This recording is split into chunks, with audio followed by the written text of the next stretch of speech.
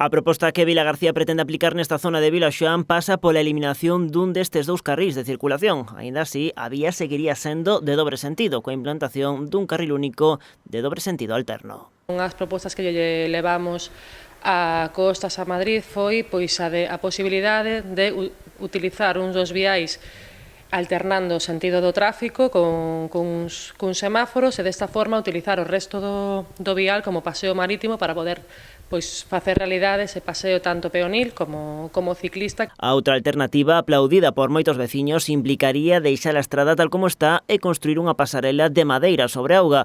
O problema, din dende Rabella, é que esa proposta foi xa descartada por Costas. A lei de Costas non permite ese voladizo, entón por moito que nos empeñemos en algo que non se pode facer, non ten ningún sentido. Podemos cerrarnos en esa proposta, entón quedaremos outros 20 anos pedindo algo que non é viable. A lei de Costas non está na nosa man cambiala, evidentemente. Coas opcións limitadas, dende o Concello insisten na urxencia dunha actuación na zona, lembrando os múltiples accidentes de tráfico que se rexistraron neste punto, mesmo con víctimas mortais. Agora, nun prazo dun par de semanas, a circulación alterna será testada en fase de probas a proposta dos veciños.